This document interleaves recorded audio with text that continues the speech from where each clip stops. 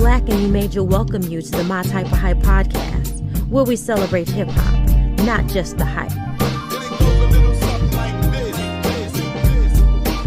How y'all feel out there? Oh yeah! Back everybody to another episode of the My Type of Hype podcast with me, boy Slack, in the building as always, and my co-host extraordinaire over to my left. What's happening, my brother? Yeah, man. Good. E-Major in the house. My Type of Hype, the podcast that celebrates hip-hop and not just the hype. Slack, we're back again. What you saying, bro? You good? Yeah, man. All good. Ready to rock and roll. What's going Nice, on? man. What's going on today, man? What's happening? Hit you with a couple of reviews today. So we're going to start, man. We're going to jump straight into it, man. We've sat with it for a week now. The reviews we're going to do this week, we've sat with them for a week, had a good listen, and yeah, we're bringing it to the people, man. So first we're going to start with, probably as expected, Griselda's very own Benny the Butcher, Everybody Can't Go. So yeah, we thought we'd chop it up a bit about that, man. So let's get straight into it, man. How you feel about it?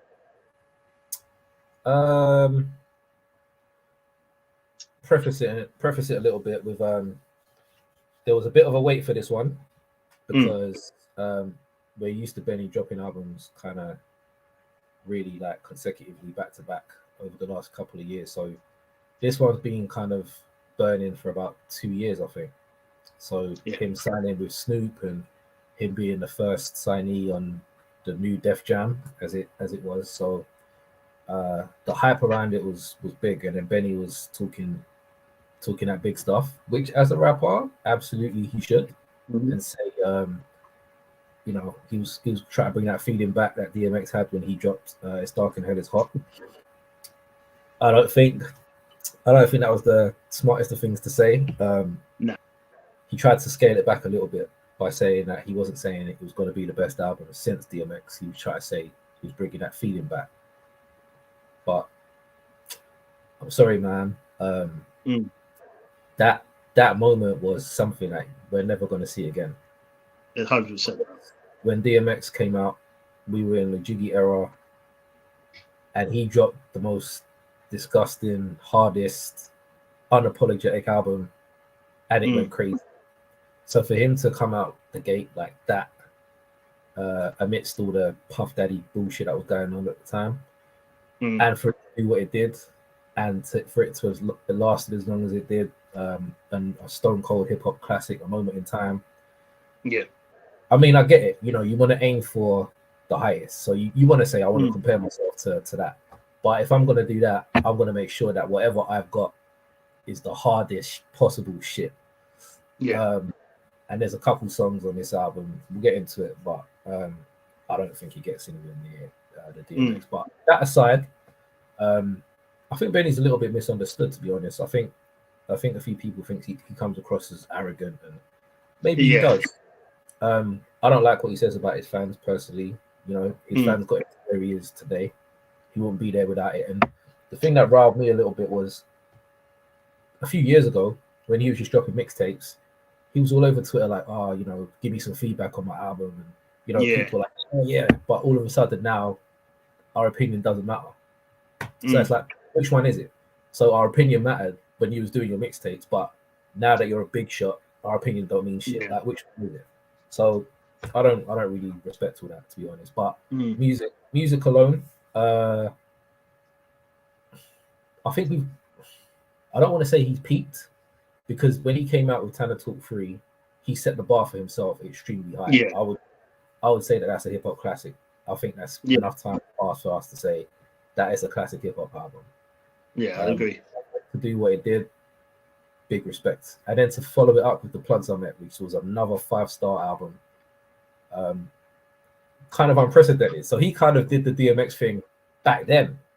Yeah. I'm saying, like, he was so for him to do that back to back, that's kind of more on the lines of It's Dark and Hell Is Hot and Flesh by Flesh, because those are two incredible albums. And then he followed it up with Burden of Proof, which although how many people have tried to convince me that that's a fire album, I'm not buying it. I can take or leave it. Like, I haven't really listened to it since it came out. I played it a couple times.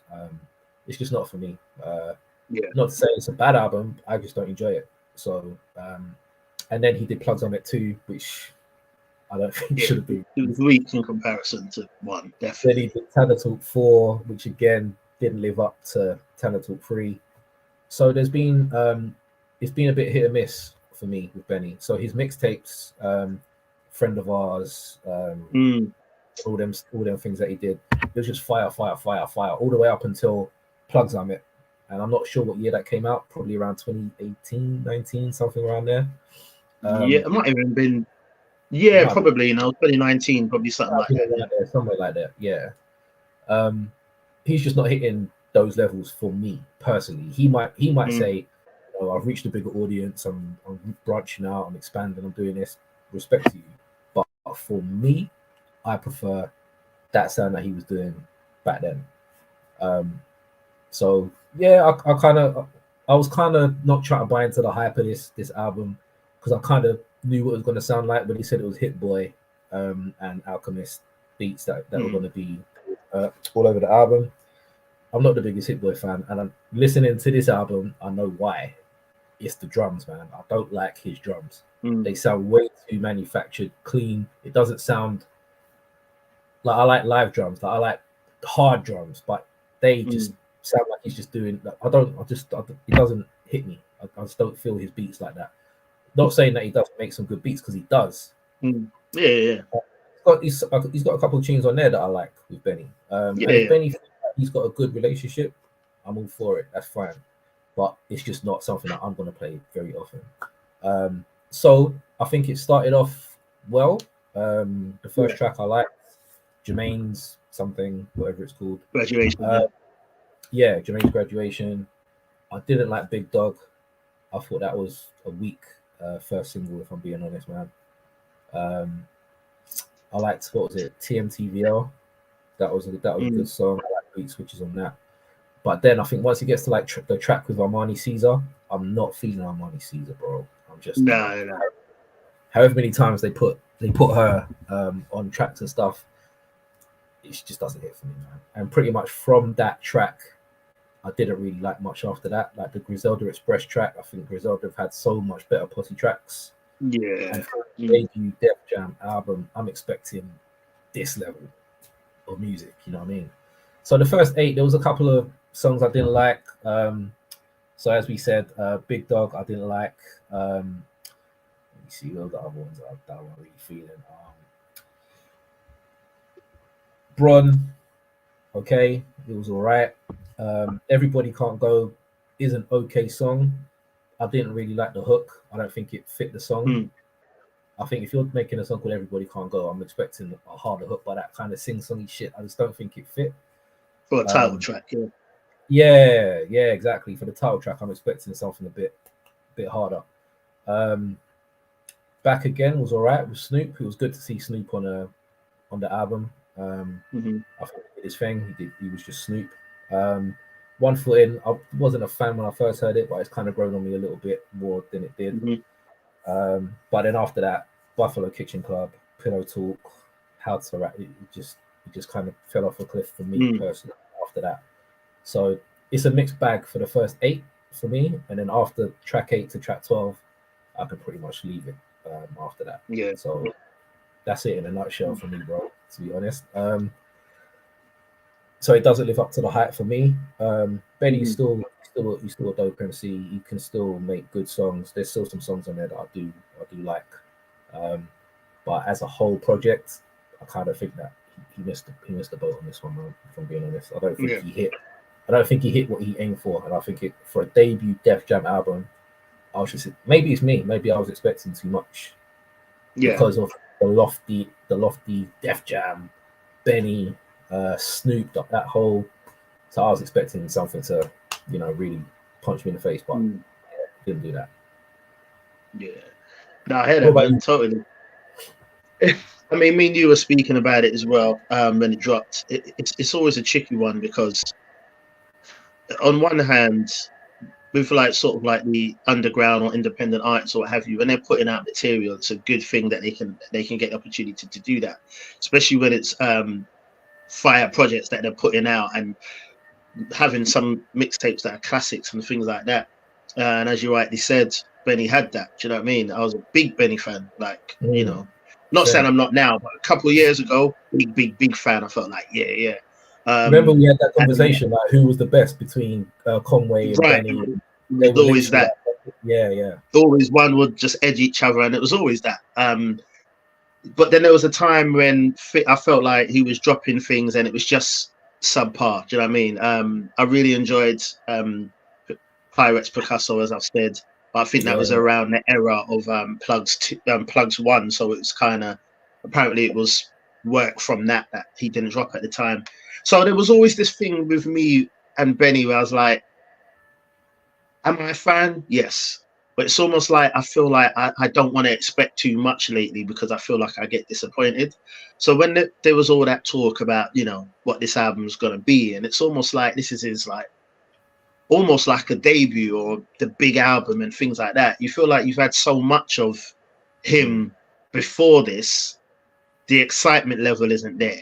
You know what I mean? Like he's mentioning DMX, you're thinking about DMX, you're thinking about people that drop little things here and there, and you're eager to hear this.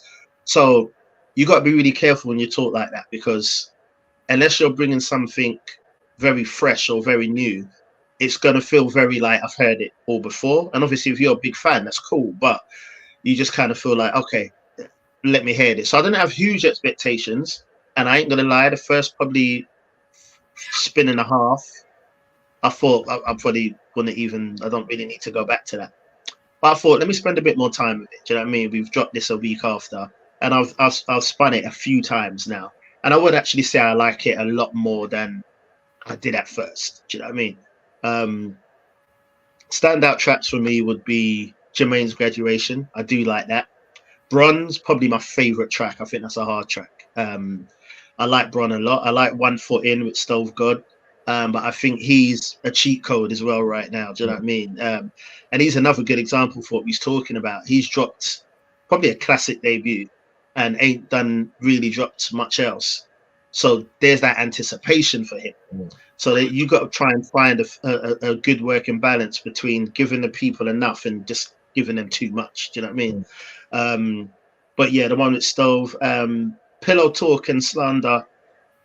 That was, I don't really know how I feel about that. I put it down as in the ones that I like, but I was listening to it again today and I'm like, I don't really know if I like this that much, because until Kiss comes in, I don't know. So Big Dogs, I didn't even put that down because I thought I don't like Big Dogs. I'm not a big fan of the beat, and to be honest with you, I don't like how Benny's rapping on it. But what saves it for me is Wayne. I love Wayne's verse. Wayne killed that verse. He kills it, man. He actually kills the verse. I love it. And it's weird because there's receipts on the timeline, receipts to episodes here. I've never deemed myself as a Lil Wayne fan. I respect him highly, and I think he's a legend. And it will go down as one of the greatest in the game for everything he's achieved, without a shadow of a doubt. But I've never really said I'm a Lil Wayne fan. But I don't know, lately, I think it's just this point in his career, what he's doing, the feature verses he's been dropping lately, AZ, Conway, this, what's the other one? A few. And I'm just like, he's actually killing it. Like, these verses are just comfortably good. Do you know what I mean? It don't feel like he's trying too hard. They're just comfortably good. And I love his verse on the Big Dogs, man. Like, he killed that, man. If a lot of people done that, just too much dog analogies, it would have been like, oh, okay. But everyone worked so well. Do you know what I mean? Yeah. And he stayed on topic, which Wayne doesn't usually do. So for him exactly. Always bringing, something about a dogs and all that. A dog, and all that. Yeah, he killed it, man, for real. He killed it, man. That's definitely. So it's weird because I'm not a big fan of the track or Benny on it, but because of Wayne, I listen to that track. And I like How to Rap as well. I think How to Rap's hard.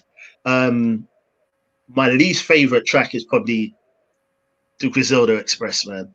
And just for the you know what, bro? And I'm listening to it. I think the last time I listened to it, I was in the gym listening to it, and I thought, you know what, man?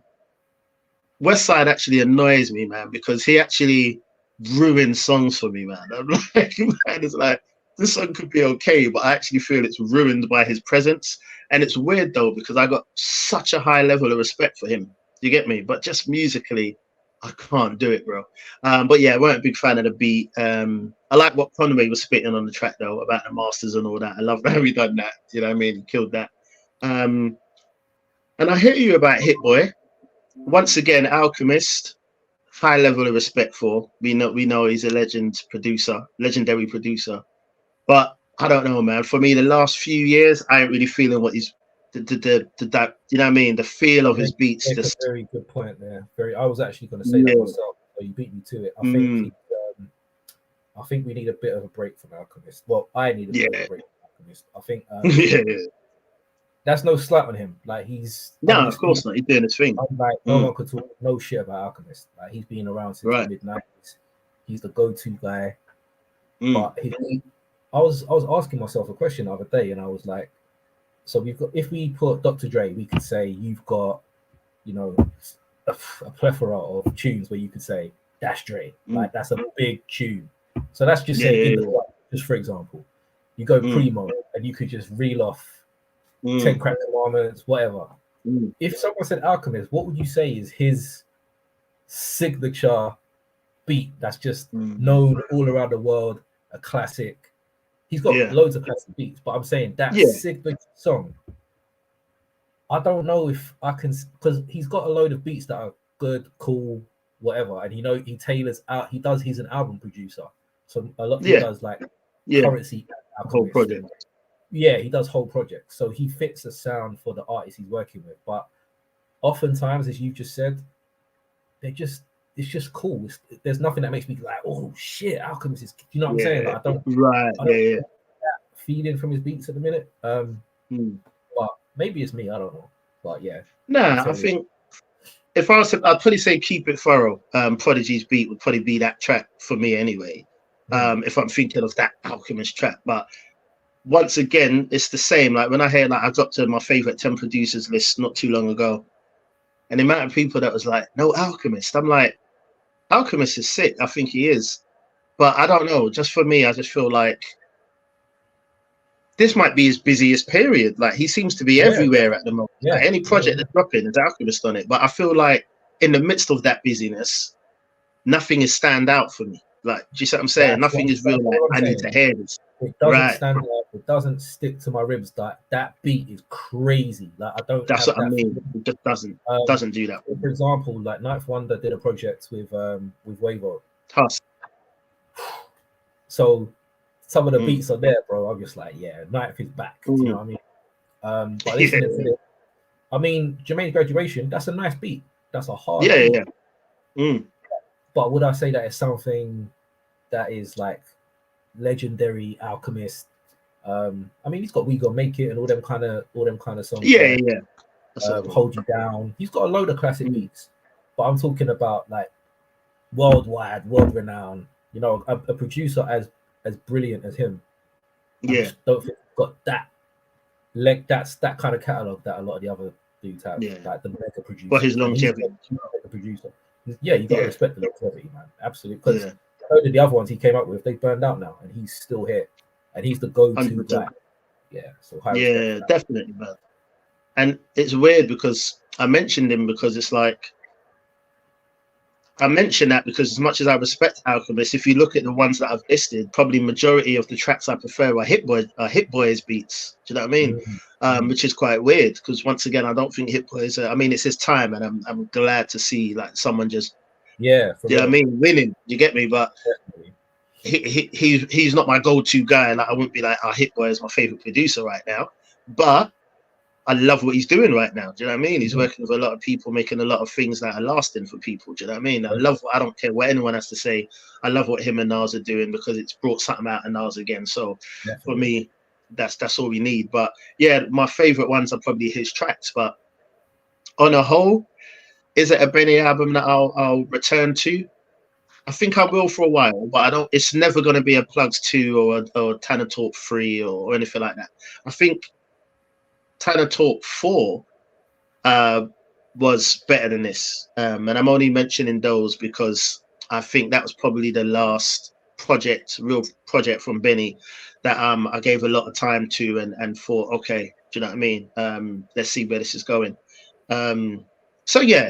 He's done something decent, and I'm glad to see what he's doing. I'm excited for him, and for him in his career, in his life, he probably feels like, yes, this is his peak. Like I've made it, I'm here. But I think for fans, most of us will probably say that that peak has passed. Do you know what I mean? But on the whole, he's still rapping. He's rapping, and it's a decent project, man. And I can listen to it bar a few of the songs I mentioned. But you made a really good point in something that you said when we was talking. Do you remember what you said? When you was talking about how many debuts he's got. I think you should tell the people. Yes, yeah. I was saying that. I'm trying to remember what I said. Was I saying that when someone drops so many projects and then they're like, "This is my debut. This is my debut," like we feel like we've already had it. Yeah, and it feels like even though it's quote unquote his, because Conway was spitting that as well. A few other heads have done that, and when they feel like, so to them it's like, oh no, this is my album. It's like, bro, like you've given us 6 debuts already. Do you know what I mean? So you don't have that feeling of like, this is fresh, this is his debut, I need to hear this in full, because we've got 15 Benny projects that we can pull up, mixtapes, other albums. So there's not that freshness or that excitement of this is my debut. So for him, I think he needs to just drop his projects, big it up a little, of course. Drop your projects and give it like, you can't sell it like that anymore. Same with Conway. What album was it he was doing that talk with? Wasn't it the God Don't Make Mistakes, the Shady debut? Yeah, which is very hard. I ain't gonna lie. Like even when I go back to that, I think this might actually be one of my top 3 favorite Conway projects. But that's cool. But it's the same kind of thing. It's like you pushing this thing as a debut, and it may be a label debut or blah blah blah. But to us, it's like it's just your next project. You know what I'm saying? So there's that element around it. But for him and what he's doing, I'm happy for him, man. Like he's doing what he's doing. But yeah, definitely from where he came from, because Benny was kind of the outside guy. Because initially it was all Hall and Nash, it was all West and Conway. Conway, yeah. Benny kind of bullied his way in with the freestyles, the mixtapes, the consistency. So nothing but respect for Benny, to be honest with you. Do you know what I'm saying? Like he's like he ain't got nothing to prove to me. He ain't got nothing to prove. No. Like he's got the catalog behind him. He's got the mixtapes. He's got a classic album, and that's not easy to do in this climate, bro. Dropping a classic album is not easy. Dropping an album that sticks to the ribs in this climate is very difficult. So he managed that free. He managed it with Plugs I Met. So I ain't never gonna talk shit about Benny. I got mad respect for the guy, but this album is just, I get it. He's trying to cater to people outside of what me and you would deem, you know what I mean, like high level Benny. He saw that Burden of Proof expanded his audience, so he needs to cater to them too. So I totally get it. I do, but it just doesn't hit for me as much as I hope. That's all. But I think it's a decent album, but it's nothing that I'll go back to like often. Yeah, and that's the thing, and that's what I look at when I'm looking at the longevity of a project. If I say I feel like hearing Benny now, apart from random songs, if I feel like hearing a specific album from an artist, if we're talking Benny, it's probably not going to be this album. You know what I'm saying? But for now, obviously, I am listening to it, and it will get a bit more burn. There's no doubt about that. But I know in time, it's not going to be the go-to project for me. Whereas I keep going back to Talent Talk 3, I keep going back to Plugs I Met 2, I keep going back to Pirates Picasso, I keep going back to certain mixtapes, Friend of Ours and things like that. Do you know what I mean? So yeah, for me, rating wise, I'd say I'd give it a 3.5, which is dope, which is cool. Do you know what I mean? I think it's better than good, but it's not like a superior project or nothing like that, and not a classic. And like you said, in this climate, to make a dope album is a win. Do you know what I'm saying? So yeah, I'll give it a 3.5 for me. What would you give it rating wise? Yeah, I'd agree. I'd give it the exact same. I'd say it's dope. Like it does stand out amongst a sea of nonsense that is being released nowadays. But it's just nothing I'll go back to. So for me to give it a higher rating, it's got to be something that I want to listen to all the time. And like still listen to Talent Talk 3, still listen to Plugs I Met. But I'm not going to read this one often. You know what I mean? So yeah, a good album, a dope album. Yeah, a good effort, but maybe I expected too much because of the hype and the wait, and we were waiting. Yeah. When's it coming? And now it's here. It's like, yeah, okay, cool. But yeah, man, big respect to Benny. Respect to Griselda as always. So yeah, man, I'm sure they'll keep doing their thing. So yeah, join us on the next one. Who knows what it could be? we'll see on the next one. So for me, as always, your boy Stack in the building. Catch you on the next one. And my co-host extraordinaire on my left. Yes. E Major, my type of hype podcast that celebrates hip hop and not just the hype. Thank you for checking us out. Benny the Butcher. Everybody can't go. So until the next time, stay blessed. Keep it hype.